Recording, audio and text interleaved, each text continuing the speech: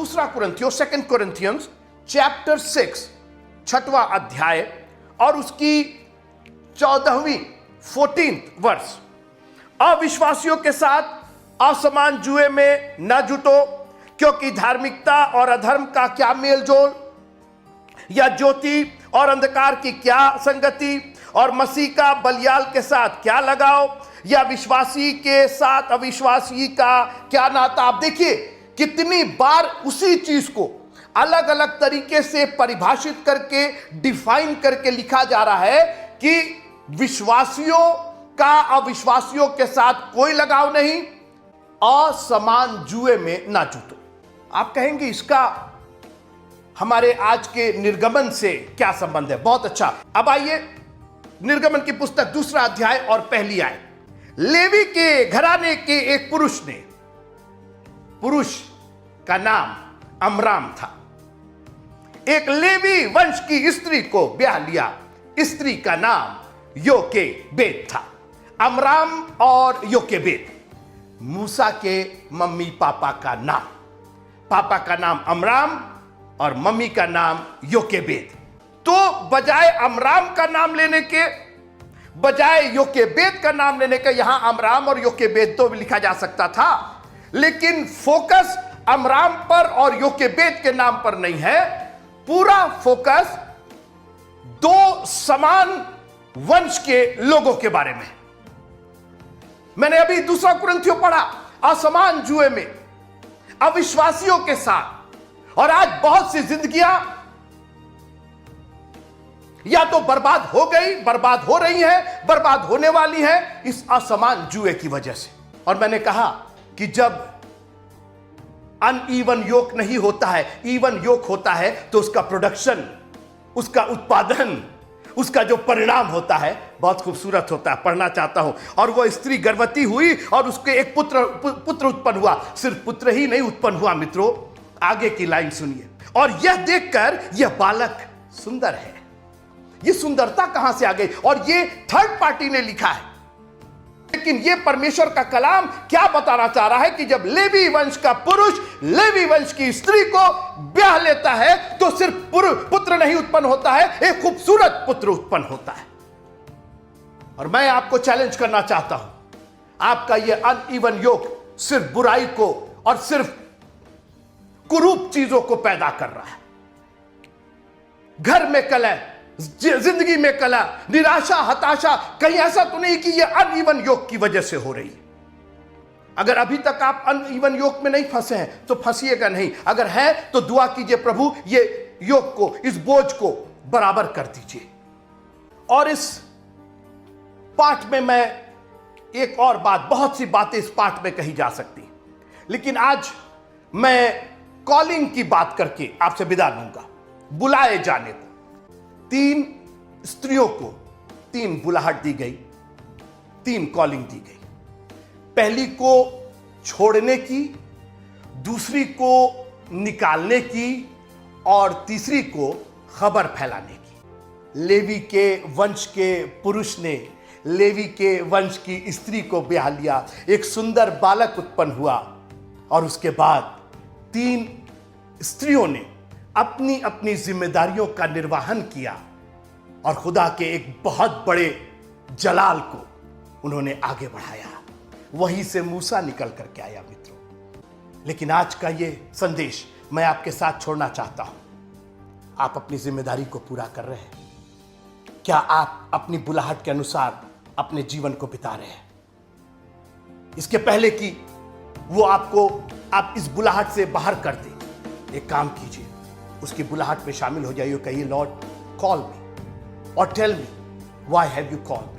वो लक्ष्य क्या है, किस चीज के लिए आपने बुलाया? केवल विश्राम देने के लिए बुलाया है, वो भी हम तैयार हैं, लेकिन हम रिस्पॉन्ड करेंगे, हम करेंगे जो आप चाहते हैं, वो हम करने को तैयार हैं। खुदावंद आप सबको बहुत बहुत बहुत बहुत आशीष।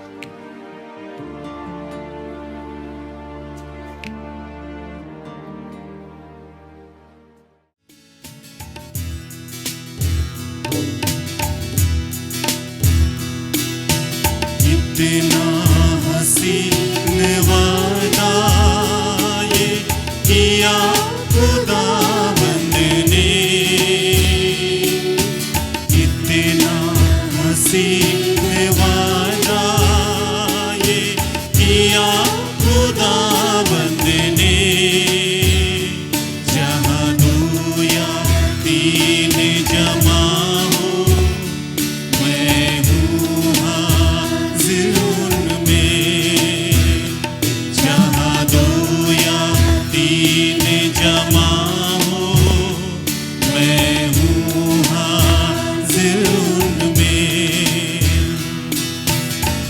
तुझे अकेला ना छोड़ूं मैं, रूह अपनी भेजूं।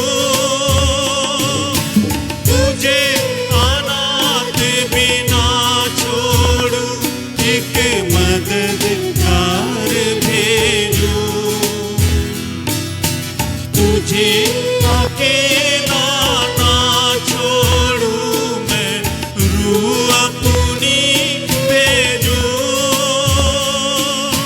तुझे अनाथ भी ना छोड़ूं, एक मददगार भेजूं। यीशु के सिवा ये कब है बात कही किसने, यीशु के सिवा ये कब है बात कही किसने। जहाँ दो या तीन जमा हो, मैं हूँ हाजिर उनमें। जहाँ दो या तीन जमा हो, मैं हूँ हाजिर उनमें। दस्तक वो देता है, चाहे हर दिल में आना। भरता उसको रूह से अपनी, जिसने उसे जाना। दस्तक वो देता है, चाहे हर दिल में आना। भरता उसको रूह से अपनी, जिसने उसे जाना। जिसका बने है माली, वो कलियां लगे खिलने। जिसका बने है माली, वो कलियां लगे खिलने। जहाँ दो या तीन जमा हो, मैं हूँ हाजिर उनमें। जहाँ दो या तीन जमा हो, मैं हूँ हाजिर उनमें। कितना हसीन वादा ये किया खुदाबंद ने। कितना हसीन वादा ये किया खुदाबंद ने। जहाँ दो या तीन जमा हो, मैं हूँ हाजिर उनमें। जहाँ दो या तीन जमा हो, मैं हूँ हाजिर उनमें। Praise the Lord. मसीह खुदावन यीशु के जिंदा जलाली मुबारक नाम में आप सबको आज सुबह का प्यार भरा सलाम।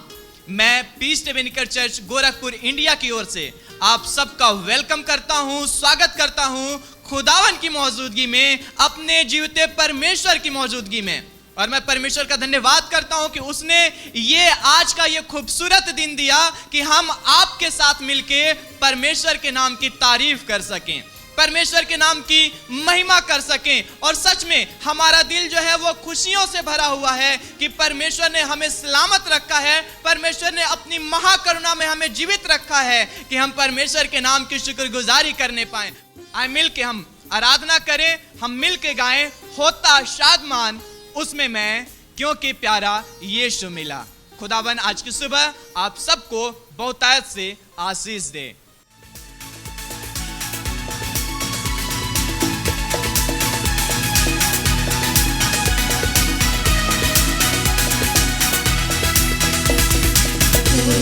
शाबाश उसमें मैं, क्योंकि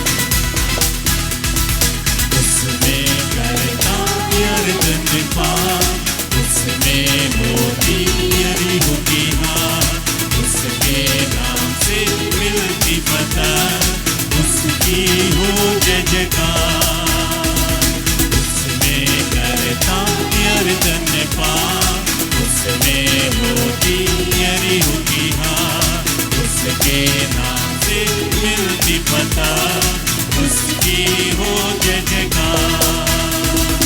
आत्मा से सारे दिल से अद्भुत यहोवा की स्तुति करता, उठता तूफान लहरें बढ़ती, दिल से मैं जब गाता हालेलुया। आत्मा से सारे दिल से अद्भुत यहोवा की स्तुति करता, उठता तूफान लहरें बढ़ती, दिल से मैं जब गाता।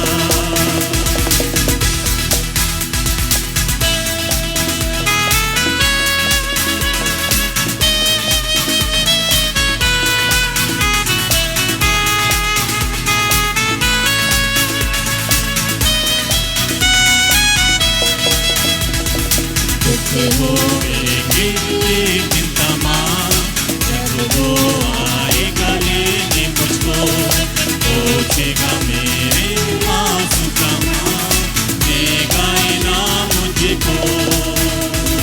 दुख होएंगे लेकिन तमाम, जब वो आएगा लेने मुझको, पहुँचेगा मेरे आंसू का माँ, देगा इनाम मुझको।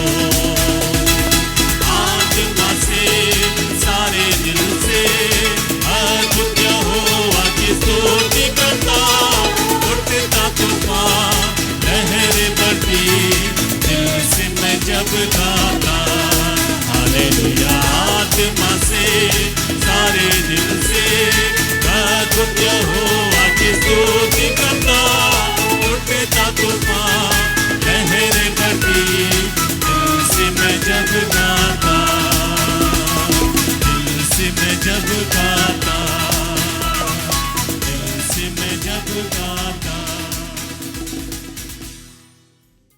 हालेलुया।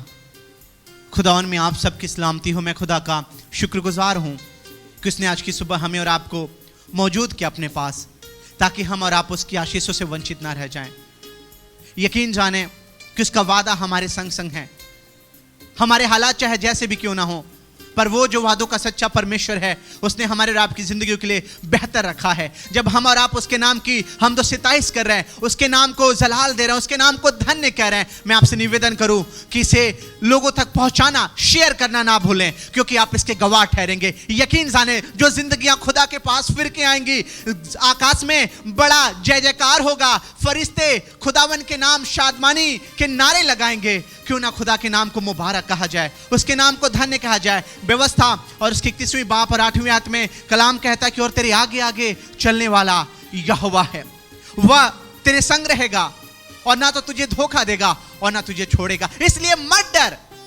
हालेलुया। आज की सुबह आपको डरने की जरूरत नहीं है, घबराने की जरूरत नहीं है, क्योंकि खुदाबंद आपके संग संग है। वो आपके आगे आगे आपके लिए रास्तों को तैयार करेगा। क्यों ना अपनी आंखों को बंद करते हुए, अपने हाथों को उठाते हुए कहें, खुदाबंद हम तैयार हैं कि तू हमारे हाथों को थाम और हमारे जीवन में अगुवाई कर। खुदाबंद हमें होने दे कि पांव में पत्थरों से ठेस ना लगे, हम गिरे ना, और होने दे बहुतों के लिए आशीष के कारण हो जाए। हालेलुया। इस गीत को गाते हुए कि खुदाबंद तेरी आराधना करूं और उसके पाक नाम को जलाल देते हुए दुआ में चलें और उसको धन्य कहें। हालेलुया। तेरी आराधना करूं, तेरी आराधना करूं, पाप क्षमा कर जीवन दे दे, दया किया जना करूं। तेरी आराधना करूं, तेरी आराधना करूं, पाप क्षमा कर जीवन दे दे, दया किया जना करूं। तेरी आराधना करूं।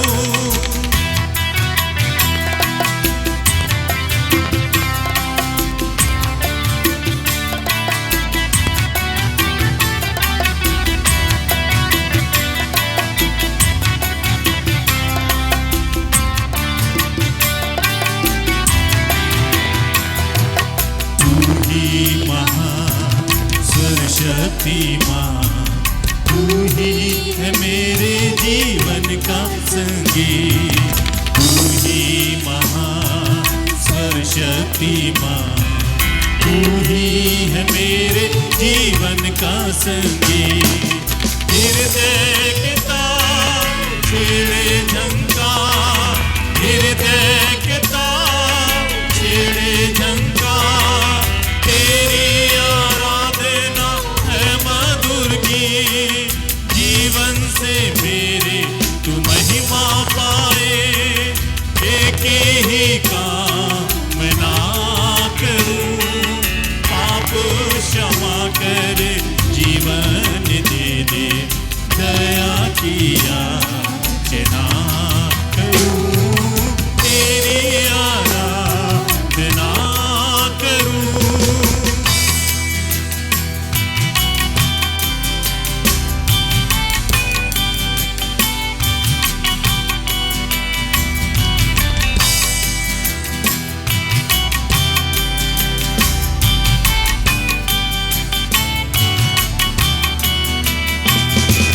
सृष्टि के हर एक कण में छाया है तेरी ही महिमा का राज। सृष्टि के हर एक कण में छाया है तेरी ही महिमा का राज। पक्षी भी करते हैं तेरी प्रशंसा, पक्षी भी करते हैं तेरी प्रशंसा, हर पल सुनाते हैं आनंद का राग। मेरी भी भक्ति तुझे ग्रहण हो, हृदय से प्रार्थना करूं, पाप क्षमा कर, जीवन दे दे, दया किया जना करूं, तेरे आराधना करूं, तेरे आराधना करूं, पाप क्षमा कर, जीवन दे दे, दया किया जना करूं, तेरे आराधना करूं, तेरे आराधना करूं, पाप क्षमा कर, जीवन दे दे, दया किया जना करूं, तेरे आराधना करूं। हालेलुया। खुदावन के पाक नाम को धन्य कहें, उसके पवित्र नाम को पुकारें, जिस नाम से उसका स्मरण होता है उसका जय जयकार करें, क्योंकि उसने हमें और आपको अपने लहू से खरीद लिया है। इससे पहले कि हम दुआ में चलें, मैं आपसे निवेदन करूं, जैसा कलाम कहता है, अगर पहला राजाओं उसके 18वें बाप और 14वीं आयत को पढ़ेंगे तो लिखा हुआ है कि एलिया और अहाब के बीच में बातें हो रहा था। एलिया ने कहा, अहाब तो उठ खा पी, क्योंकि मुझे भारी बरसा की सनसनाहट सुनाई दे रही है। अजीजों, आशीष आपके पास है। अहाब को वो नहीं दिख रहा था, उसको नहीं पता चल रहा था कि कहां से आशीष आ रही है। अरे 3.5 साल तक तो कोई बरसात ही नहीं हुआ, बारिश नहीं हुआ, हालात इतने बुरे हैं कि दुआ कैसे करें ब्रदर। बाइबल पढ़ने का मन नहीं करता, परमेश्वर के सामने घुटने टेकने का दिल नहीं करता। हालात बड़े बुरे हो गए हैं, हमारे घर के परिस्थितियां बड़ी कठिन चल रही हैं। हमने अपनी आंखों से देखा है लोगों को परेशान होते। हालेलुया, आज ये वक्त है, मैं आपको दिलासा दिलाना चाहूंगा, परमेश्वर के वचन से हियाव देना चाहूंगा कि परमेश्वर को अपने सुख का मूल जाने। आए इससे पहले कि हम दुआ में जाएं, मैं आपको इस बारे में बयां करना चाहूंगा कि आपको पता होगा कि आप जैसे ही जाके 7वीं बार ऊपर देखा तो लिखा हुआ है कि एक छोटा सा बादल उसे नजर आया। एक छोटा सा बादल, आपका थोड़ा सा विश्वास आपके लिए बहुत बड़ी आशीष का कारण बनेगा। अपनी आंखों को बंद करें और दुआ में चलेंगे। ईमान रखें कि जिस भली वस्तु के लिए आप दुआ कर रहे हैं, खुदावन उससे आपको दूर होने नहीं देगा, बल्कि यीशु नाम में आपको मिलेगा। चाहे जैसे भी कठिनाइयां क्यों ना हो, चाहे जो भी हालात क्यों ना हो, लेकिन खुदावन आपके लिए रास्तों को तैयार किया है। अपनी आंखों को बंद करते हुए, हाथों को उठाते हुए आज दुआ करें मेरे साथ मिलके। आप जितने इस वक्त हमें देखने वाले हो पा रहे हैं, जितने हमें सुन रहे हैं, अपनी आंखों को बंद करते हुए कहें, खुदा खुदाबंद हम मौजूद हैं। तू जो अपने वादों का सच्चा परमेश्वर है, तू जो अपने वादों के लिए खुदाबंद हमारी जीवनों को चुना है, हमें खुदाबंद इस जमीन पे रखा है। हालेलुया। यकीनन खुदाबंद जैसे यरूशलेम के चारों ओर पहाड़ियों ने घेर रखा, वैसे ही तेरी करुणा हमें घेर रखी है। खुदाबंद हम इस वक्त दुआ कर रहे हैं तेरे बेटे बेटियों के लिए, उन भाई बहनों के लिए जो इस वक्त हमारे साथ मिलके तेरे सम्मुख अपने सरों को झुकाए हैं खुदाबंद, क्योंकि उन्होंने अपने सुख का मूल तुझे जाना है खुदाबंद। और होने दे कि तेरे पाक यीशु नाम में उनकी जीवन की तमाम कठिनाइयां, तमाम परेशानियां यीशु के नाम में जाती रहे। हालेलुया। हाँ खुदाबंद, जितने भाई बहनों ने दुआ दी है, दुआ के लिए खुदाबंद तेरे सम्मुख सिफारिश रखी है, उन्हें तेरे हाथों में देते हैं, क्योंकि दुआओं को सुनने वाला तू परमेश्वर है। यकीनन तूने हम सबके हालेलुया जिंदगियों को थामा है। तू ही वो खुदा है जो हमें सत्यानाश के गड्ढे और दलदल की कीच से बाहर निकालता है। हाँ खुदाबंद, यकीनन कदाचित रात में रोना पड़े, हालेलुया, लेकिन सवेरे आनंद पहुंचेगा। हम दुआ करते हैं यीशु मसीह के नाम में। इस वक्त जितने खुदाबंद तेरे पाक नाम को जलाल दे रहे हैं, खुदाबंद तुझसे दुआ कर रहे हैं, इसी वक्त उनकी जिंदगी में एक बड़ा जलाल जाहिर हो, वो अपने खाट से उठे और यीशु नाम में चले फिरें। हालेलुया। हम धन्यवाद देते भाई शंभू को तेरे हाथों में देते, जिन्होंने खुदाबंद तेरे सम्मुख दरख्वास्त को रखा। भाई आशीष को तेरे हाथों में देते, भाई अनंत को तेरे हाथों में देते। खुदाबंद एक एक जिंदगियां जो तेरे नाम की कहलाती हैं तेरे हाथों में देते, और दुआ करते हैं यीशु मसीह नासरी के नाम में, होने दे ना दिन के उजालों से उनकी कुछ हानि हो और ना रात की चांदनी उनका कुछ नुकसान पहुंचाने वाला हो। खुदाबंद तेरा जोर उनकी जिंदगी में है, जैसा तेरा कलाम यशायाह 40 उसके 31वें बाब में कहता है कि परंतु जो यहोवा पे भरोसा रखता है वो उकाबों की माने दौड़ेगा। यीशु मसीह के नाम में ये खुदाबंद उकाबों का जोर पाए और अपनी जिंदगी में फतह को हासिल करे। बड़ी बरकत दीजिएगा। जितने सुनने पा रहे हैं, देखने पा रहे हैं, तेरे साथ जुड़े हुए खुदाबंद, उन्हें हर एक जिंदगी को छूएगा और अपनी आशीषों से भरेगा। धन्यवाद देते तूने चंगाई दी है, धन्यवाद देते तूने जुए और बेड़ियों को तोड़ा है, धन्यवाद देते कि एक बार फिर से अपने अभिषेक को भरा है, और धन्यवाद देते खुदावन कि थोड़ा सा मशक का आटा और थोड़ा सा कुप्पी का तेल तूने आशीषों से दी है। धन्यवाद देते हैं कि तूने दुआ सुनी है और अपने प्यारे मीठे नाम को जलाल हमारी जिंदगी से ले। यीशु मसीह के नाम में हम इस दुआ को मांगते हैं और खुदावन आगे की आराधना को तेरे हाथों में देते हैं। बड़ी आशीष मांगते तेरे प्यारे मीठे यीशु नाम में, आमीन। भजन 34:19 में दाऊद कहता है कि धर्मियों पर बहुत सी विपत्तियां पड़ती तो है, परंतु यहोवा उनको उन सब से मुक्त करता है। परमेश्वर के जलाली नाम में आप सभी को जय मसीह की। परमेश्वर का धन्यवाद हुए सुंदर दिन के लिए जो उसने हमें दिया, जिसमें उसने अपने विश्वासियों को, अपने बेटे बेटियों को हर विपत्ति से, हर संकट से संभाल कर रखा है, सुरक्षित रखा है और मुक्त रखा है। और अगर आप ये विश्वास करते हैं तो परमेश्वर के नाम में एक बार जोर से बोलिए, प्रेज द लॉर्ड। मैं शुरुआत कुछ सूचनाओं से करना चाहूँगा। अगर आप चाहते हैं कि आपके दान परमेश्वर के भवन तक पहुंच सके तो अभी स्क्रीन पर कुछ डिटेल्स आएंगी और आप उनके माध्यम से अपने दान परमेश्वर के घर तक पहुंचा सकते हैं। दूसरी सूचना ये देना चाहूँगा कि हमारे चर्च का ऑफिशियल बुलेटिन, जिसे हम द हेरल्ड ऑफ पीस कहते हैं, हमारे फेसबुक पेज पर अपलोड होता है, जिसमें आप बिशप साहब के द्वारा दिए गए वचन, बाइबल से रिलेटेड बहुत अच्छे लेख और अपना ज्ञान बढ़ाने के लिए बहुत से अच्छे प्रश्न और उत्तर पा सकते हैं। अगर आप चाहते हैं कि इन सब से परमेश्वर का जो ज्ञान है वो आपके जीवनों में बढ़े तो इसे आप डाउनलोड कर सकते हैं, और सिर्फ डाउनलोड ही ना करें बल्कि इसे शेयर ज़रूर करें। इससे पहले कि हम आगे बढ़ें, मैं थोड़ा सा आपका ध्यान आकर्षित करना चाहूँगा। अगर आप अपने जीवनों में मोबाइल का यूज़ करते हैं और इंटरनेट का यूज़ करते हैं तो अक्सर आप ये देखते होंगे कि आज की दुनिया में बहुत सा डर फैला हुआ है। डर कि कहीं हम इस महामारी से ग्रसित ना हो जाएं, डर कि कहीं हमारी जान ना चली जाए। कभी कभी हमें इस बात का डर होने लगता है कि हमारे प्रियजनों को कुछ ना हो जाए।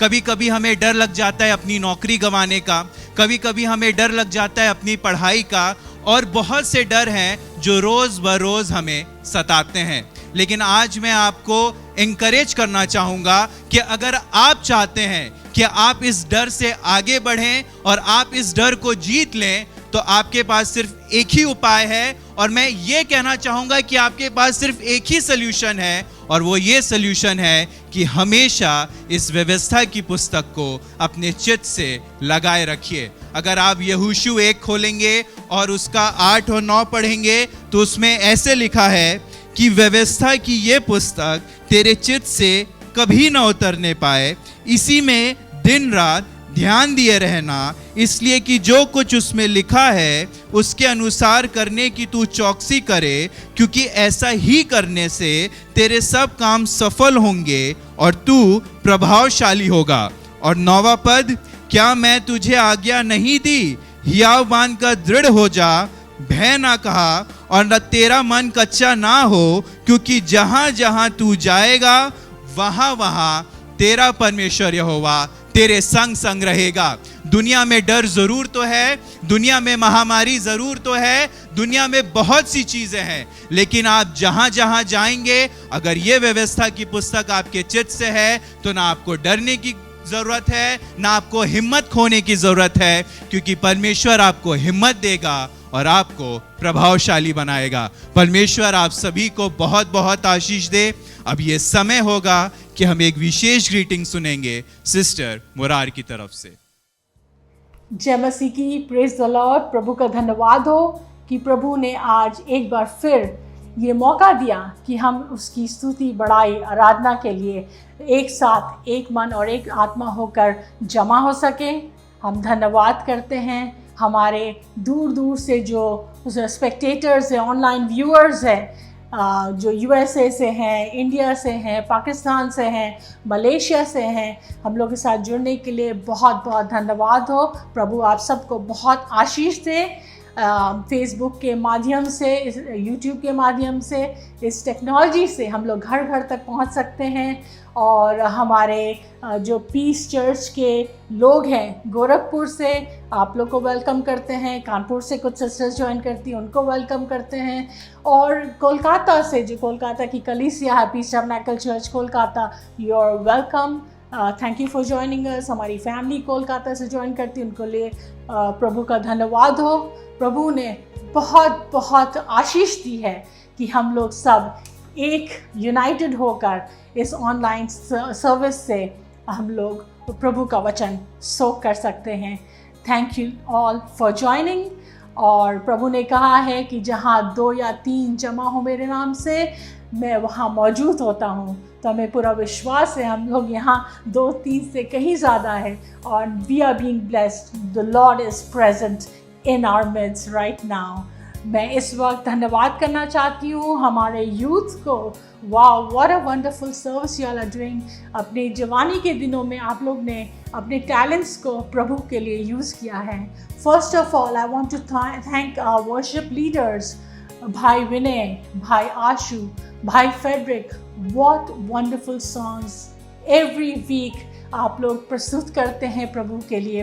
और हम लोग our hearts are filled with joy. हम लोग जब सॉन्ग सुनते हैं वी जस्ट सोक इन, और प्रभु हम लोग बहुत बहुत ब्लेस्ड होते हैं आप लोग के गानों से। और backup singers sister grace, sister Anurag, sister Sonia, sister Maya, thank you so much. आप लोग की मधुर आवाज़ से बहुत बहुत आशीष मिलती है हम लोगों को। और इसके बाद जो हमारे मीडिया के लोग हैं, खास तौर फर्स्ट ऑफ ऑल प्रतीक भाई, एक्सेलेंट जॉब। इतना सुंदर आप एडिटिंग करते हैं कि I don't know, God has given you a wonderful talent. आप प्रभु के लिए इसे यूज़ करिए एंड गॉड ब्लेस यू। इसके अलावा हमारे साथ जो मीडिया में हैं, भाई ओम प्रकाश कैमरामैन, एंड भाई अनिल भी कैमरा में है। और इसके बाद बैकग्राउंड में ऑडियो जो संभालते हैं भाई आनंद, भाई आनोश, रोहित, दीपक। प्रभु आप सबको बहुत आशीष दे। May the Lord bless you most abundantly. आप लोग ने अपने टैलेंट्स को प्रभु के लिए यूज़ किया है। Thank you Jesus for giving us such great talents. And मैं इस वक्त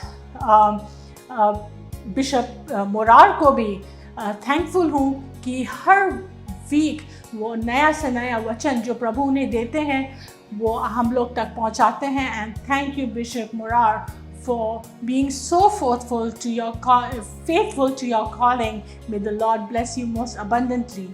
पिछले हफ्ते हम लोग ने सुना था, अभी हमारी एक्सोडस निर्गमन की सीरीज चल रही है। हम लोग वर्सेस 1 से 7-8 तक थे और वहाँ हम लोग ने देखा कैसे 3 लेडीज़ को परमेश्वर ने यूज़ किया।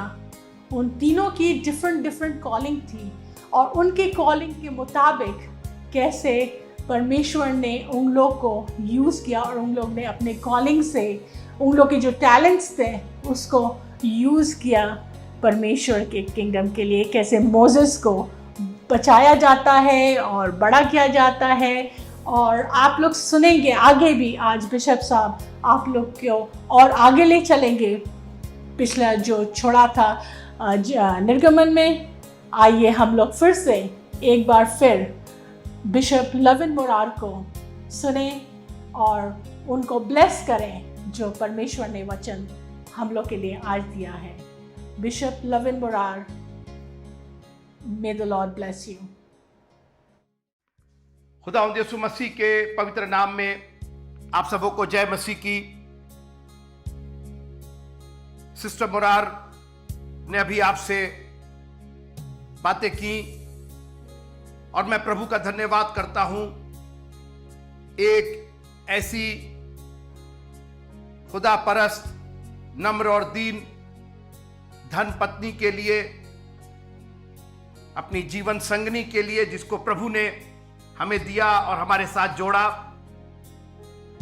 इस कलीसिया के और इस पूरे संस्थान के चलाने में सिस्टर मोरार का एक बहुत बड़ा हाथ है और मैं प्रभु का धन्यवाद करता हूं कि प्रभु ने ऐसे लोगों को हमारे साथ जोड़ा जो बहुत डेडिकेशन के साथ, दिल और जान के साथ प्रभु की खिदमत को अंजाम दे रहे हैं। और जैसे मैंने कहा कि सिस्टर मोरार इस संस्था की एक फाउंडर भी है, संस्थापक है। Peace Mission International, Peace Tabernacle Church, Peace Bible College, बहुत सी हमारी जो संस्थाएं हैं उसके अंदर आपका एक बहुत बड़ा योगदान है और मैं प्रार्थना करता हूं कि प्रभु उनको बहुत आशीष दे, शारीरिक आत्मिक हर कुव्वत से मामूर करे ताकि उनकी जिंदगी बहुतों के लिए बरकतों का बाइस बन सके। उन्होंने संस्था के और हमारे चर्च के कुछ लोगों का नाम लिया और मैं भी कुछ लोगों का नाम लेना चाहता हूं जो बहुत अजीज है, जिन्होंने बड़े दिल और जान से इस संस्था की सेवा की है। मैं पास्टर धर को धन्यवाद देना चाहता हूं। पास्टर धर हमारे कलीसिया के एक बहुत ही अभिन्न अंग हैं और खूबी की बात यह है कि इस संस्था में प्रभु ने बुजुर्गों को, जवानों को, बहनों को, भाइयों को, बच्चों को बहुत बैलेंस रूप में एक बहुत संतुलित एक टीम दी है इस संस्था को और मैं पास्टर धर का धन्यवाद करना चाहता हूं कि उन्होंने हमारी संस्था को चुना कि हमारे साथ मिलकर के सेवा करें। उन्होंने बहुत साल तक बड़ी ईमानदारी और बड़े लगन के साथ Bible society of India, Allahabad की ऑक्सिलरी की सेवा की और वहां से निवृत्त होकर वो हमारे पीस चर्च की सेवा में जुट गए और उनका जीवन एक बहुत ही सुंदर, एक बहुत ही अनुकरणीय, बहुत ही एग्जाम्पलरी जीवन है जो इतने डेडिकेशन के साथ, इतनी गंभीरता के साथ वो प्रभु के इस काम को अंजाम दे रहे हैं। मैं दुआ करता हूं कि खुदावंद उनको ताकत, कुव्वत दे, लंबी उम्र दे ताकि वो और भी दिल और जान से, अपनी पूरी सामर्थ्य से प्रभु की खिदमत इस संस्था के माध्यम से कर सके। मैं धन्यवाद देना चाहता हूं भाई बलबीर का, जो एक हमारे संस्था के और महत्वपूर्ण सदस्य हैं और हर दिन वो आकर के इस संस्था की चर्च को खोल करके और चर्च की जो क्रियाकलाप है उसको आगे बढ़ाते हैं और जब भी कोई जरूरत होती है चर्च की तो वो हमेशा तैयार रहते हैं। और मैं प्रभु का धन्यवाद करता हूं ऐसे जवान के लिए जिसने अपना जीवन प्रभु को पूरी तरीके से सौंपा है। इनको और इनके पूरे परिवार को मैं प्रभु के नाम में ब्लेस करता हूं। इसी परिप्रेक्ष्य में मैं अपने बहुत ही प्यारे राहुल भाई, सनी भाई जिनको हम लोग कहते हैं, राहुल सोलमन का मैं धन्यवाद करता हूं और उनको ब्लेस करता हूं। ये भी जवान बचपन से लेकर के आज तक हम लोग के साथ ये हैं और इस चर्च ने इनको बहुत आशीष दी और इन्होंने पलट करके इस चर्च को अपनी सेवाओं के द्वारा बहुत आशीषें दी हैं। और मैं चाहता हूं कि ये आशीषें बढ़ती रहे और एक दिन कामयाबी के उस शिखर पर पहुंचे जहां खुदावंद ले जाना चाहता है। मैं इसी परिप्रेक्ष्य में भाई जसवंत को भी धन्यवाद देना चाहता हूं। इनकी भी सेवा बराबर हमारे साथ लगी रहती है। ये कई जगह जाकर के सेवा का काम करते हैं, प्रचार का काम करते हैं, अपनी बाकी नौकरी चाकरी भी करते हैं, लेकिन खुदा की खिदमत इनके रग रग में भरी है और जब भी इनको मौका मिलता है तो ये उससे पीछे नहीं हटते हैं। और इसलिए मैं प्रभु का धन्यवाद करता हूं इस संतुलित टीम के लिए जिसके अंदर सब उम्र के लोग और सब वर्ग के लोग हमारे साथ जुड़ करके संस्था की सेवा कर रहे हैं। और मैं अपने बेटे जॉनथन सैमुअल का भी बहुत बहुत धन्यवाद करना चाहता हूं कि वो भी हमारे साथ हर तरीके से जुड़ा हुआ है। बहुत ज्यादा वो फोरग्राउंड में नहीं आते लेकिन बैकग्राउंड में उनका बहुत बड़ा योगदान है। एक बहुत ही जैसे कहते हैं कि एक अनॉइंटेड वो है और उनके अंदर ये भावना है कि किस तरीके से दूसरों की सेवा की जाए, प्रभु के राज्य के सुसमाचार को आगे फैलाया जाए।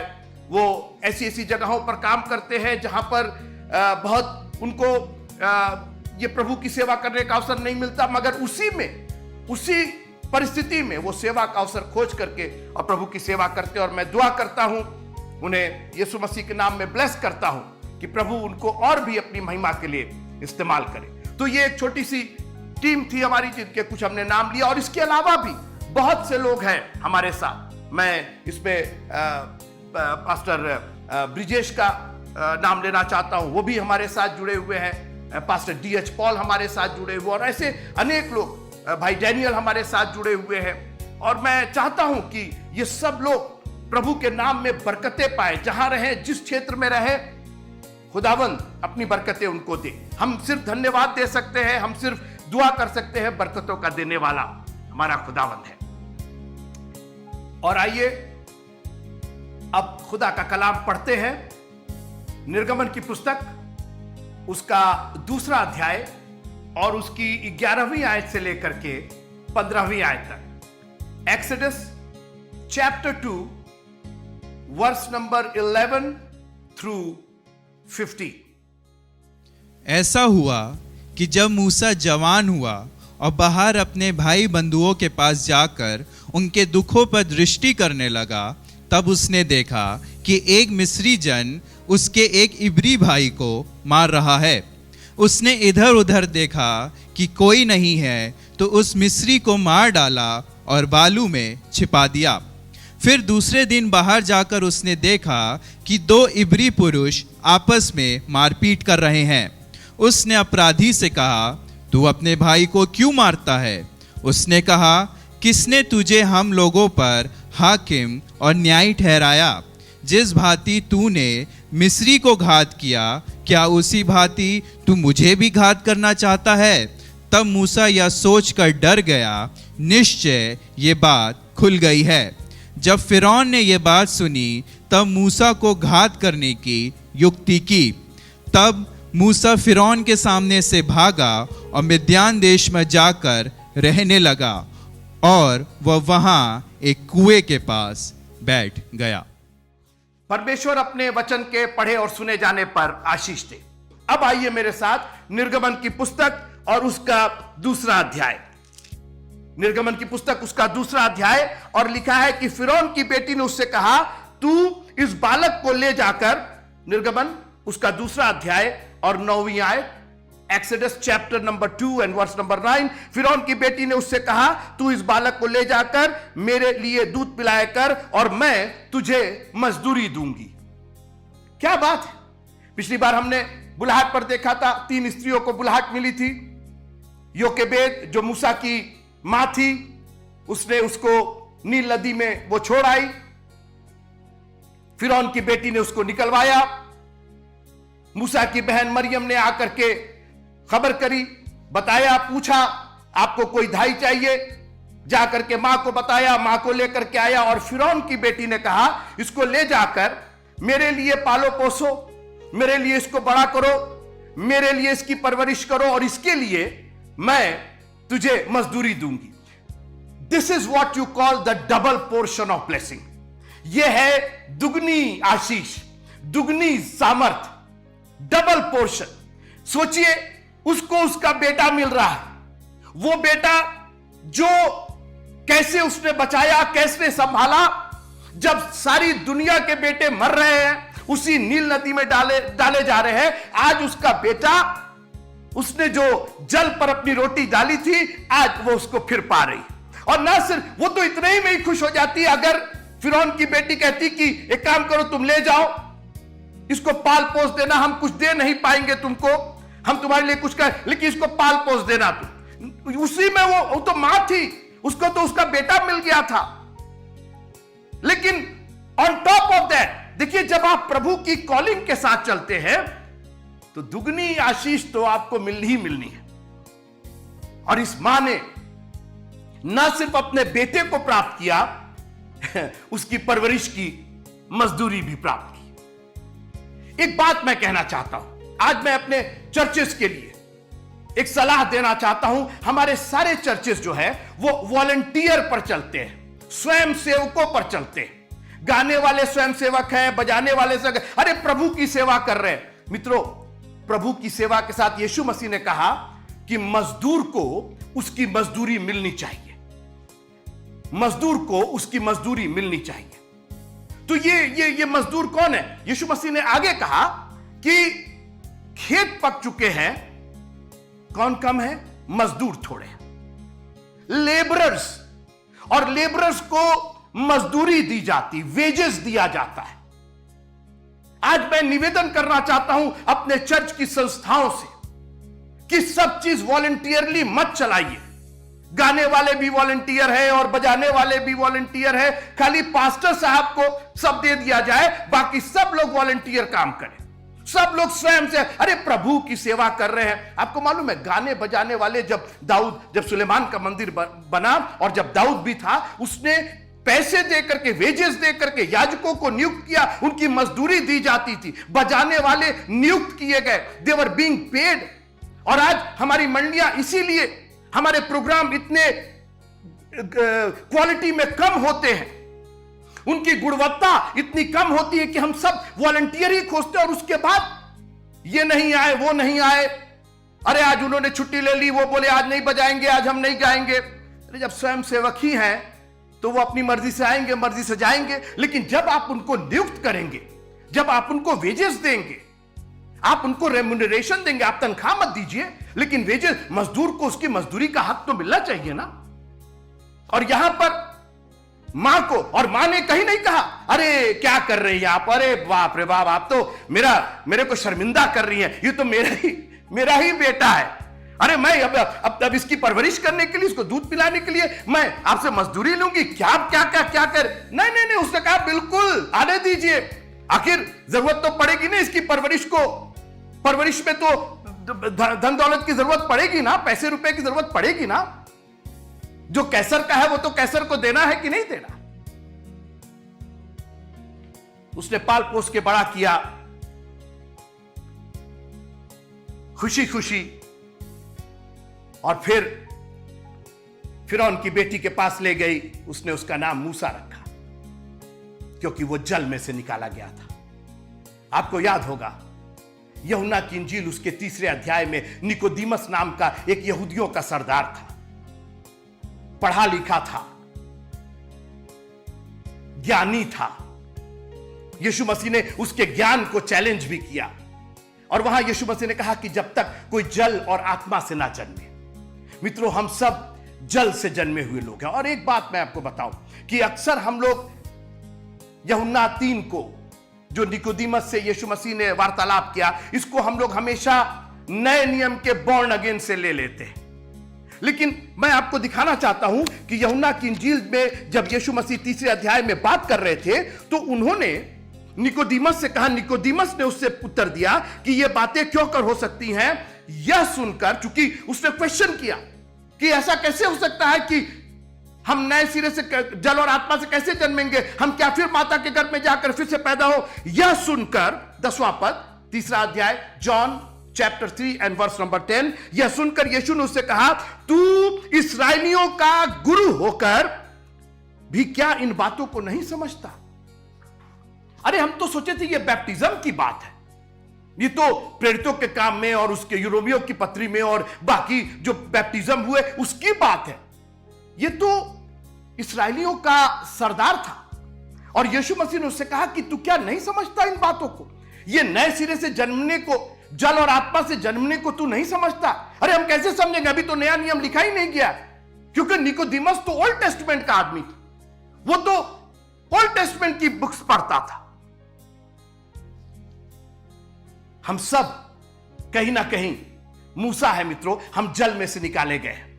मैं कभी इस पर विस्तार से बात करूंगा। ये जल, यीशु मसीह किसको रेफर कर रहे थे, किस जल की बात कर रहे थे? निकोदिमस पर उन्होंने क्यों उंगली उठाई कि तुझे तो जानना चाहिए था ना, क्योंकि ये तो पुराने नियम में लिखा ही हुआ है, पुराने नियम की तो रीति रिवाज थी ही। उसका नाम मूसा रखा गया क्योंकि वो जल से निकाला गया था। अब आइए, मेरा विषय अब यहां से शुरू होता है। उन दिनों में ऐसा हुआ कि जब मूसा जवान हुआ, जानते कितने साल का हुआ? 40 साल का। कहां लिखा है, कहां लिखा? आप खोजते रहिएगा, नहीं मिलेगा यहां पे। इसीलिए तो हम आपसे कह रहे हैं ना कि पुराने नियम को नए नियम से अलग मत कीजिए। अब आइए प्रेरितों के काम और उसका 7वां अध्याय, प्रेरितों के काम 7वां अध्याय, Acts, the book of Acts, chapter number 7 and verse number 23। जब वह 40 वर्ष का हुआ तो उसके मन में आया कि मैं अपने इस्राएली भाइयों से भेंट करूं। आपने देखा, प्रेरितों के काम में, नए नियम में इस बात का जिक्र नए नियम में किया गया है, और जो वर्ष आप यहां खोज रहे हैं यह प्रेरितों के काम में लिखा हुआ है। और इसीलिए मैं चाहता हूं कि जब आप बाइबल की स्टडी करें तो बहुत गंभीरता के साथ, बहुत दिल और जान लगा करके इसकी स्टडी करें। जब वो जवान हुआ और बाहर अपने भाई बंधुओं के पास जाकर उनके दुखों पर दृष्टि करने लगा, अच्छी बात थी। मूसा को उसकी मां ने बहुत अच्छी परवरिश दी थी, मगर प्रॉब्लम यह थी कि यह सारी परवरिश, थोड़ी देर मेरे साथ रहिए, यह बहुत गंभीर विषय पर मैं बात कर रहा हूं और यह आपको ब्लेस करेगा। यह बहुत बड़ी एक शिक्षा भी है और यह हमारी आगे की आशीष के लिए it's very important. Be with me. Musa को शिक्षा मिली थी फिरौन के महल में, बहुत अच्छी बात थी, माता ने बताया था। लेकिन माता ने जो कुछ बताया था वो सिर्फ दुख ही दुख के बारे में बताया था। अभी सुनते रहिए आप मेरी बात, क्योंकि इस्राएली इब्री लोग तो मिस्री लोग से दुखी तो पा रहे थे, और आज उस दुख को देखने के लिए, वो मिजरी देखने के लिए बाहर निकला था और उनके दुखों पर दृष्टि करने लगा। यही बताया गया था, यही सिखाया गया था, मगर वो ये भूल गया कि ना तो बल से ना शक्ति से, पर मेरी आत्मा के द्वारा। उसकी वजह यह थी कि वो मूसा था, जल से निकाला गया था, अभी आत्मा का अभिषेक नहीं हुआ था। He has not encountered the Spirit of God. Yes, he has come out of the water. और यीशु मसीह भी पानी से निकले, और लिखा है पवित्र आत्मा कपोत की नाई। You have to be born with the water and with the Spirit of God. और मूसा अभी केवल एक जन्म था उसका, अभी उस जन्म का, जो नए जन्म का अनुभव है, उसका केवल एक पार्ट उसको पूरा हुआ था। और जब एक ही पार्ट पूरा होता है मित्रों, तो वह अधूरा होता है, इट इज नॉट कंप्लीट। जैसे आप जब बिजली का तार लगाते हैं, बिजली का प्लग लगाते हैं, तो अगर उसमें दो प्रॉन्ग्स होते हैं, दो खूंटी होती है, अगर सिर्फ एक खूंटी कोई दाहिने या बाएं डाले वो बल्ब नहीं जलेगा। उसके लिए उस सर्किट का कंप्लीट होना आवश्यक है। ठीक उसी तरीके से ये जो जल और आत्मा का ये एक सर्किट है, ये एक चक्र है, जब पूरा होता है तो सामर्थ आती है, तब परमेश्वर का उद्धार हम देख पाते हैं। और लिखा है कि वो बाहर गया, उसने मिस्री को देखा झगड़ते हुए और मार करके उसने बालू में छिपा दिया। बालू, देखिए बालू अच्छी चीज नहीं है। यीशु मसीह ने कहा आज बहुत से लोग बालू में बहुत कुछ छिपा रहे हैं, चट्टान से उनको थोड़ा सा एलर्जी है। और यीशु मसीह ने बहुत स्पष्ट रूप से कहा कि जिसने बालू पर अपना घर बनाया था वो मूर्ख था। He was fool, he was stupid, but one who built his house on the rock.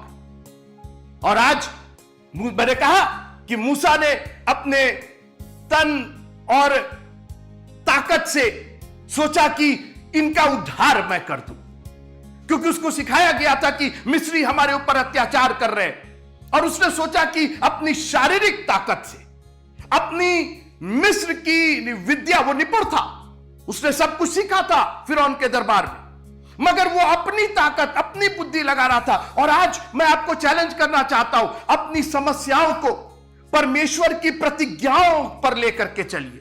अपनी समस्याओं से कह दीजिए कि there is a promise for this problem. Your problem can only be solve by the promise of the almighty God.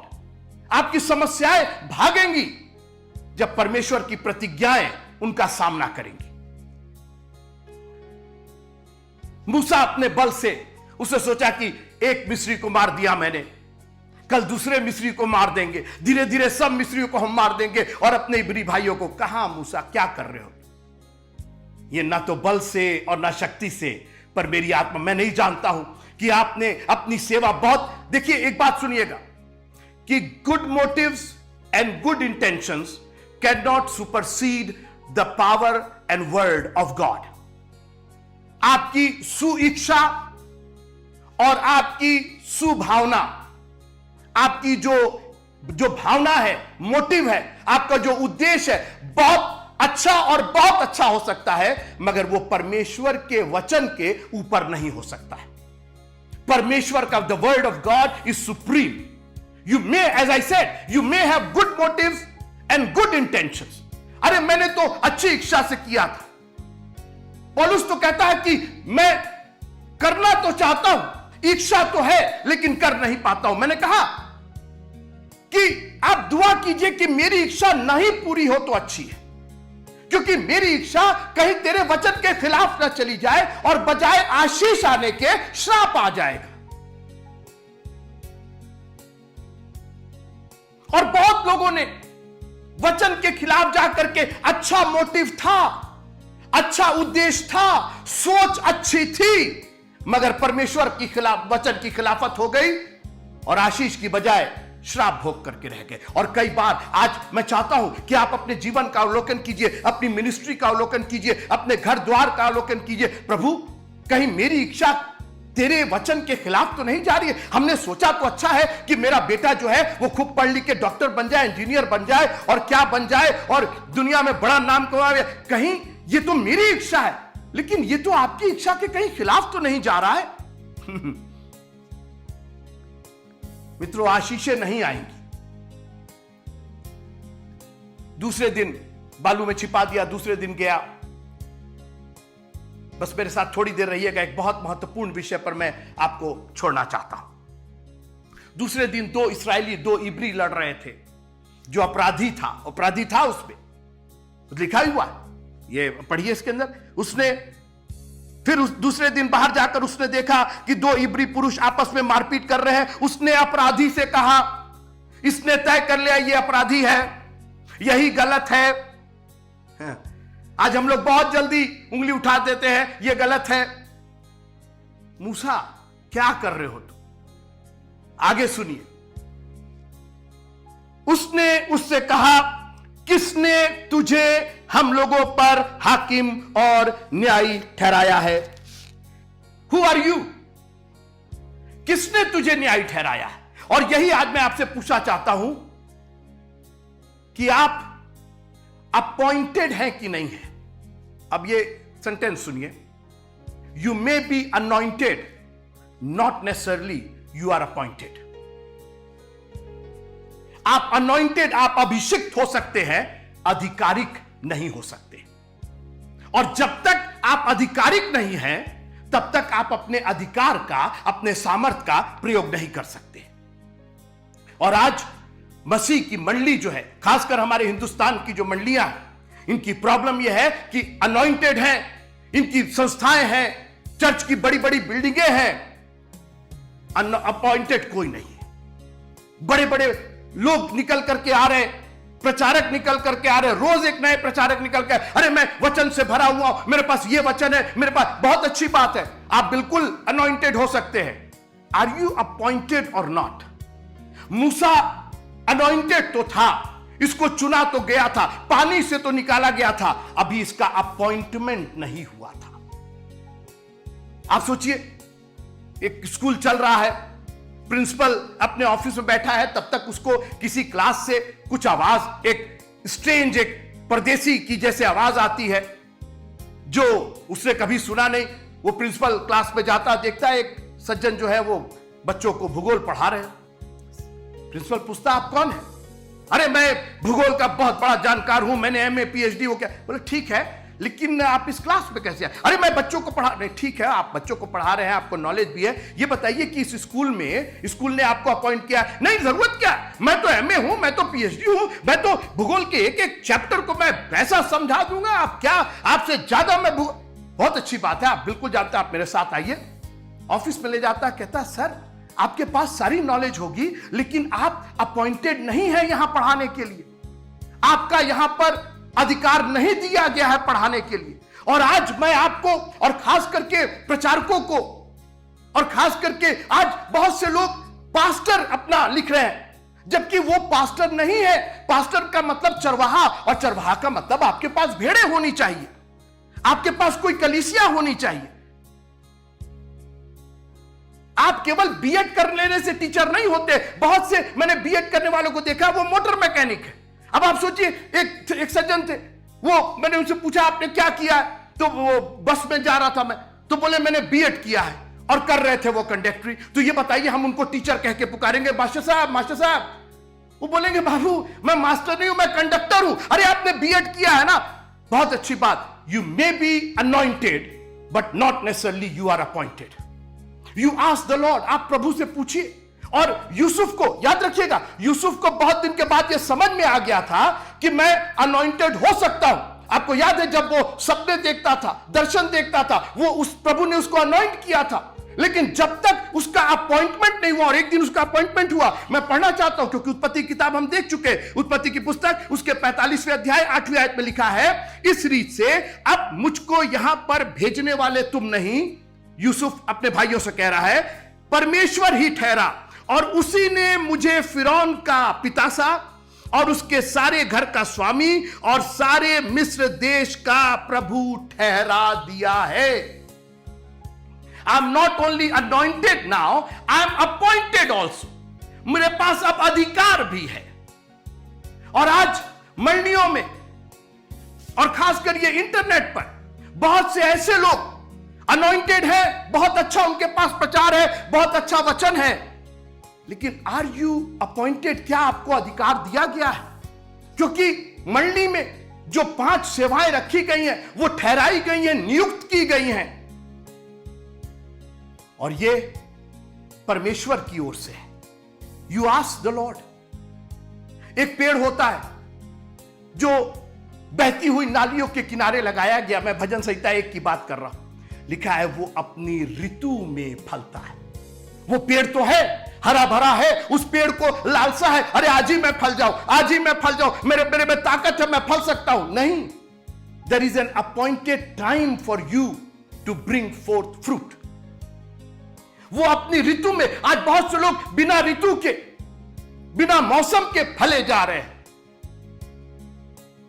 खुदावंद ने हमारे लिए ना सिर्फ सामर्थ्य है, लेकिन हमें अधिकार भी दिया है। और जब तक वो अधिकार ना मिले, अब आप पूछेंगे इस अधिकार की जरूरत क्या है? जब अधिकार आपके ऊपर होता है तो आपके ऊपर अंकुश होता है, और तब आपकी नहीं बल्कि भेजने वाले की, अधिकार देने वाले की इच्छा पूरी होती है। जो अधिकार आपको देता है वो आपके ऊपर मालिक होता है, वो सर्वोपरि होता है। आज हमारी प्रॉब्लम यह है कि हमने वो अधिकार खुद ही ले लिया। अरे परमेश्वर ने हमको बताया, परमेश्वर रियली? क्या सचमुच परमेश्वर ने आपको? और उसी के जाति भाई ने उससे पूछा, किसने तुझे न्याय? अरे मैं भी इब्री हूं, मैं भी प्रीचर हूं, मैं भी प्रचारक हूं, मैं भी क्रिश्चियन, बहुत होगे तुम, लेकिन तुम ठहराए नहीं गए होगे, तुम अपॉइंट नहीं किए गए, अभी ये अधिकार तुम्हारे पास नहीं है। कब मिलेगा वो अधिकार? 40 साल और बीतने पर हम आगे आएंगे, जब उसको आत्मा का साक्षात्कार हुआ।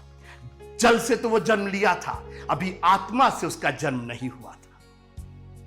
और इसलिए मूसा की यह सेवा अधूरी सेवा थी। जब अधिकार आता है मित्रों, मेरे एक बहुत फेवरेट टीचर है, उन्होंने कहा कि मैं एक आधिकारिक प्रचार करना पसंद करूंगा बनिस्बत 1000 बिना अधिकार के प्रचार। प्रचार तो कोई भी कर सकता है, बाइबल है, ये 66 किताबें हैं, कुछ भी लेकर के आप बोल सकते हैं, लेकिन उसमें आपका अधिकार कितना है? याद रखिएगा मित्रों, दुष्ट आत्माओं पर अधिकार चाहिए। जो अंधकार की शक्तियां हैं उस पर अधिकार चाहिए। और इसीलिए जब चेलों को यीशु मसीह ने कहा, आपको याद होगा, यीशु मसीह ने उनके ऊपर फूंका और कहा पवित्र आत्मा लो, तो फिर ये प्रेरितों के काम उसके दूसरे अध्याय में कौन सा पवित्र आत्मा उतरता है? वहां पवित्र आत्मा ही नहीं, वहां सामर्थ, वहां पर अधिकार मिला, क्योंकि वो पवित्र आत्मा अनॉइंट होने के बावजूद पतरस फेल हो गए। पतरस ने इनकार कर दिया। अनॉइंटेड हो सकते, anointing is like sowing the seed in the ground, लेकिन जब तक वो सीड जमे ना, जब तक वो उगे ना, तब तक उस सीड के द्वारा कोई फल नहीं आ सकता। ठीक इसी तरीके से हमारी जिंदगियों में परमेश्वर का कलाम जाएगा, हमको नम्र और दीन बनाएगा। और याद रखिएगा, लिखा है कि जब तक वो बीज मर नहीं जाता, जब तक हमारा मैं मर नहीं जाता। यहां पर मूसा को अपनी ताकत पर, अपनी निपुणता पर, जो फिरौन के दरबार में उसने सीखा था, जो विद्याएं उसने सीखी थी, जो नॉलेज उसको मिली थी, उससे वो उद्धार करना चाहता था। नहीं मित्रों, ये उद्धार तो यहोवा का उद्धार है। एक दिन उसको समझ में आ गया और उसने कहा, जब वो इब्रानियों को लेकर के निकला, इसराइलियों को लेकर निकला लाल समुद्र पर, उसने कहा बहुत पहले मुझे मालूम हो गया था कि ये ना तो बल से ना शक्ति से, लेकिन परमेश्वर की आत्मा से। उसने कहा खड़े खड़े उद्धार का काम देखो जो यहोवा आज तुम्हारे लिए करेगा। ये उद्धार का काम यहोवा का है, युद्ध हमारा नहीं, यह यहोवा का है।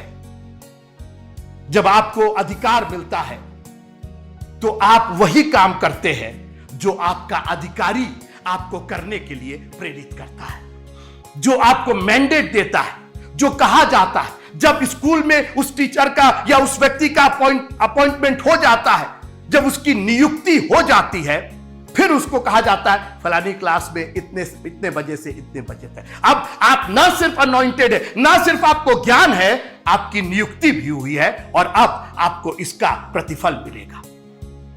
महीने के आखिर में आपको इसकी तनख्वाह मिलेगी। अभी तक आप आते थे, जाते थे, पढ़ाते थे, बोलते थे, कोई आपको नहीं मानता था, निकाल दिया जाता था। आपकी इतनी नॉलेज होने के बावजूद आपकी नियुक्ति नहीं थी, इसलिए आपका कोई अधिकार नहीं था। आपकी नियुक्ति हुई, आपका अधिकार बन गया। और आज मैं आपको चैलेंज करना चाहता हूं, ना सिर्फ अनॉइंटिंग आपको चाहिए, एक अपॉइंटिंग भी आपको चाहिए। कहिए प्रभु मुझको अपॉइंट कीजिए, मुझको वो अधिकार दीजिए। अगर आप चाहते हैं, अगर जिस क्षेत्र में आप मुझे अधिकार देना चाहते हैं, उस क्षेत्र में मुझको इस्तेमाल कीजिए। खुदावंद आप सबको बहुत बहुत आशीष दे। जय मसीह। हालेलुया। आए तालियां बजा के हम सब परमेश्वर का धन्यवाद करें आज के इस खूबसूरत और आशीषित वचन के लिए। मेरे अजीजों, कई बार हम लोगों ने इन वचनों को पढ़ा होगा, सुना होगा, लेकिन आज एक खूबसूरत बात अधिकार के ऊपर हमने सीखा है। और मेरा ईमान है कि परमेश्वर ने हम सबको इन वचनों से आशीषित किया है। परमेश्वर बिशप साहब को और इनके घराने को बहुतायत से आशीष दे और यूं ही इस्तेमाल करता रहे कि इनके वसीले हम और आप आशीष पाते रहें। आए हम एक और गीत सुनते हैं और परमेश्वर के नाम को धन्य कहते हैं। तुझे जानता, तुझे मानता, तेरी चाहती को मैं चाहता, तेरे हर करम मुझे याद है, तेरी हर खुदाई मुझे ध्यान है। तू है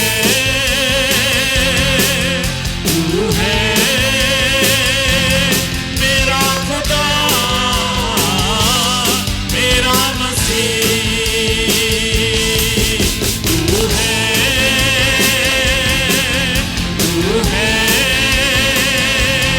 मेरा खुदा, मेरा मसीह।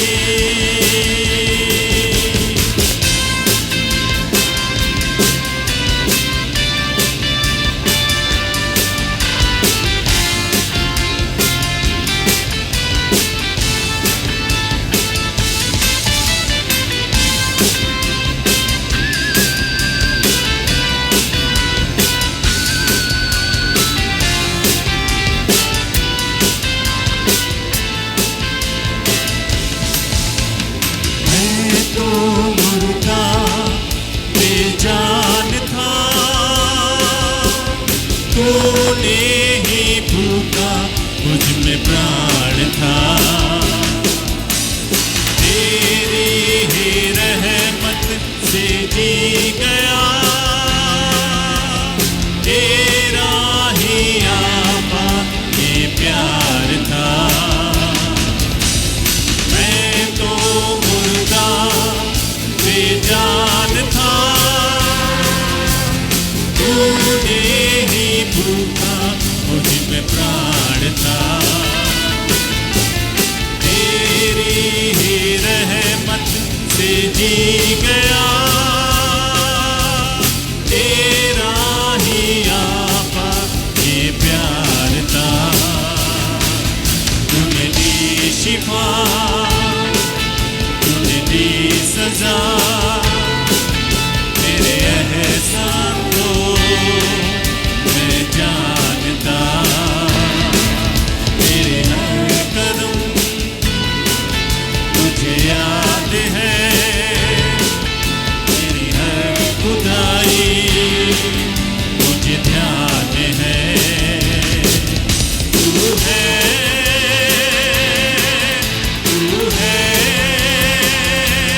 मेरा खुदा, मेरा मसीह। तू है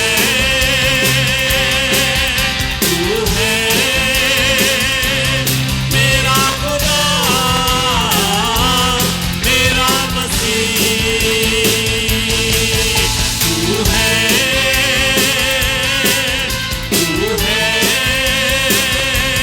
मेरा खुदा,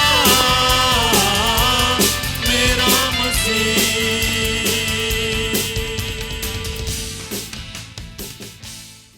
हालेलुया।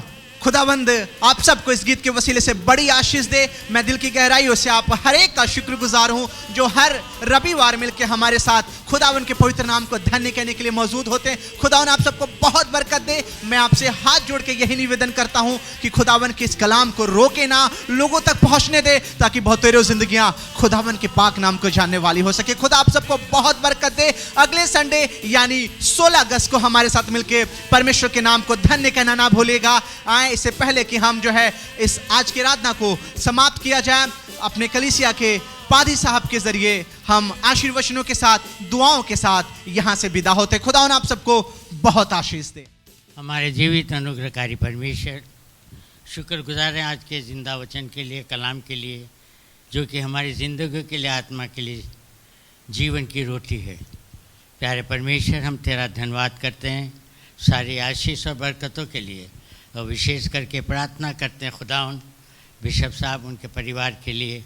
क्या ही सुहावने वो पाँव हैं जो विदेश में तेरे सुसमाचार को फैलाकर हम तक पहुंचाते हैं। शुक्रगुजार है सारी बातों के लिए, गीतों का गाया जाना, वचन का पढ़ा जाना, और सारी बातों के लिए हम तेरा धन्यवाद करते हैं। विशेष करके हमारी प्रार्थना है खुदावन, तूने उन हाथों को देखा है जो तेरी महिमा और तेरे कार्य के लिए बड़ा है।